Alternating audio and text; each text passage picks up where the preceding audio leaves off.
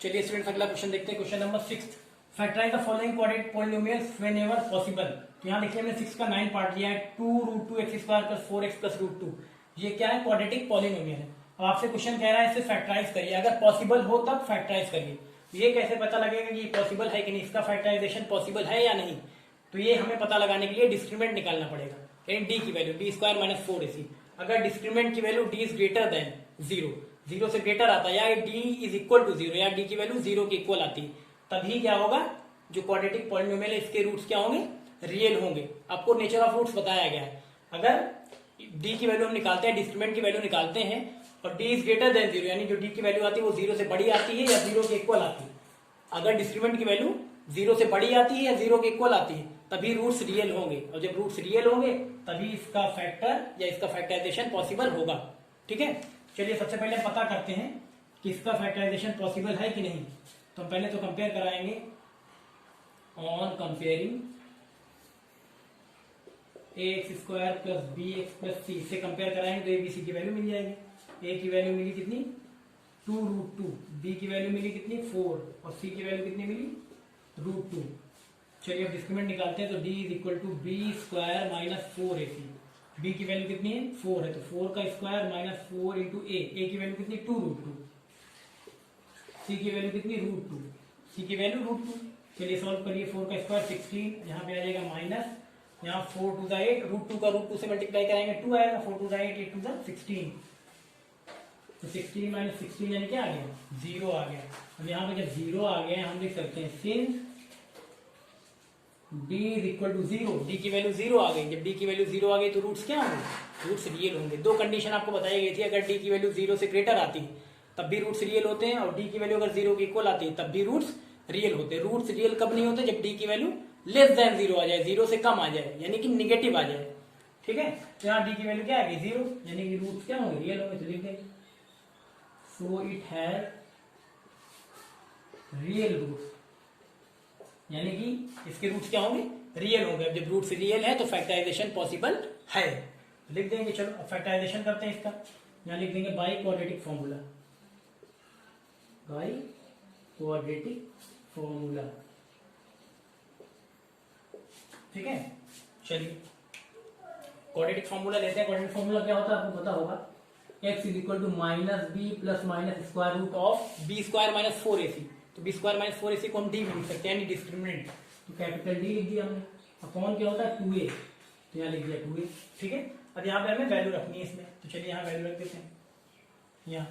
ठीक है, यहाँ पे x is equal to -b, -b की वैल्यू कितनी है? देखिए b की वैल्यू ये है 4, तो हो गया यहाँ b की वैल्यू 4 रख दी, plus minus square root of d की वैल्यू कितनी है? डिस्क्रिमिनेंट की वैल्यू कितनी? 0 आई, तो डिस्क्रिमिनेंट की वैल्यू 0 अपॉन 2a। यहाँ देखिए कितना 2 है ना, तो 2 इंटू a की वैल्यू कितनी है?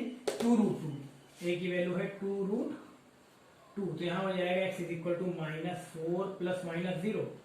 यहाँ देखिए -4 + -0 अपॉन यहाँ आ जाएगा 4√2, 4√2 आ गया। चलिए अब यहाँ पे एक बार हम पॉजिटिव साइन ले लेंगे, एक बार नेगेटिव साइन। यहाँ लिख लेंगे taking positive sign, taking positive sign. Positive sign लेंगे तो x की वैल्यू क्या है? x इज इक्वल टू आ जाएगा -4 + 0 अपॉन 4√2। ये तो है नहीं, अगर हम पॉजिटिव लेंगे तो। अब ये तो हो गया, इसको मिटा दे रहे। ठीक है, इसको मिटा दे रहे।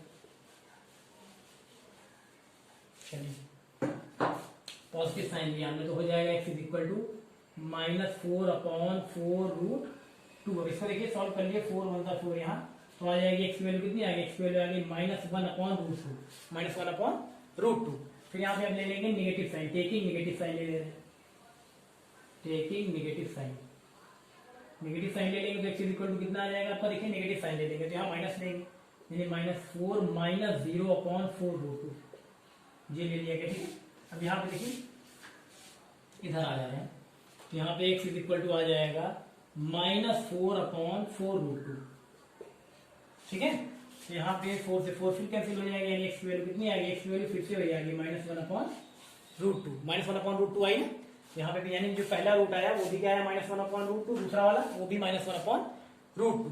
अब यहाँ पे चलिए फैक्टराइज करना है तो फैक्टराइज कर दे रहे हैं, तो हम यहाँ पे लिख देंगे। यहाँ पे देखिए आपको पता होना चाहिए, आपको बताया गया था कि product of linear product of real linear factors. Product of real linear factors की जो जनरल फॉर्म होती है क्या होती है, देखिए किसी भी क्वाड्रेटिक, अगर मान लीजिए किसी भी क्वाड्रेटिक एक्सप्रेशन को, किसी भी क्वाड्रेटिक एक्सप्रेशन को, ये देखिए क्वाड्रेटिक एक्सप्रेशन है कि नहीं, x square plus b x plus c, किसी भी क्वाड्रेटिक एक्सप्रेशन को अगर हमें product of real linear factors की फॉर्म में लिखना है, तो हमने बताया था आपको इसको किस फॉर्म में लिख देंगे, ये यानी x minus alpha into x minus beta.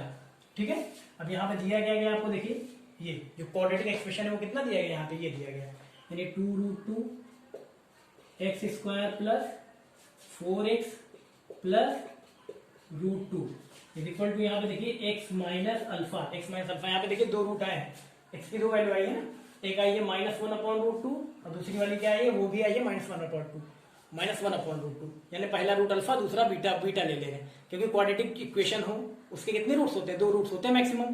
पहला अल्फा लेते हैं हम लोग, दूसरा बीटा लेते हैं, तो पहला जो है x की वैल्यू -1/√2, इसको अल्फा ले रहे हैं, और ये दूसरा वाला ये भी -1/√2 है, इसको हम बीटा ले रहे हैं।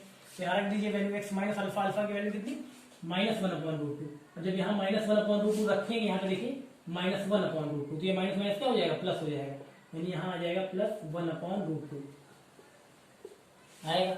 फिर यहाँ पे देखिए x माइनस बीटा, बीटा की वैल्यू भी क्या है, -1/√2, बीटा की जगह रखिएगा -1/√2। फिर यहाँ देखिए यहाँ माइनस यानी माइनस माइनस क्या हो जाएगा, माइनस माइनस का मल्टीप्लाई हो जाएगा प्लस।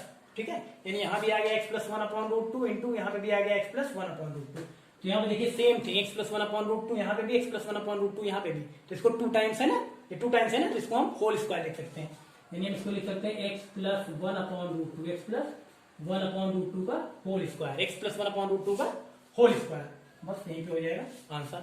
ठीक है, तो हमने लिख दिया, क्या the factorise the following quadratic polynomials whenever possible, कह रहा था इस क्वाड्रेटिक पॉलिनोमियल को आप फैक्टराइज करिए अगर पॉसिबल हो तो पहले हमने क्या किया, इसको पता लगाया कि पॉसिबल है कि नहीं, पॉसिबल है कि नहीं, इसको पता लगाने के लिए डिस्क्रिमिनेंट निकाला, डी की वैल्यू कहाँ गई, डी की वैल्यू आई थी d = 0, डी की वैल्यू क्या आई थी, 0 आई थी। अगर डी की वैल्यू 0 आए या फिर 0 से बड़ी आए तब तो रूट्स रियल होंगे, और जब रूट्स रियल होंगे तभी फैक्टराइजेशन पॉसिबल है।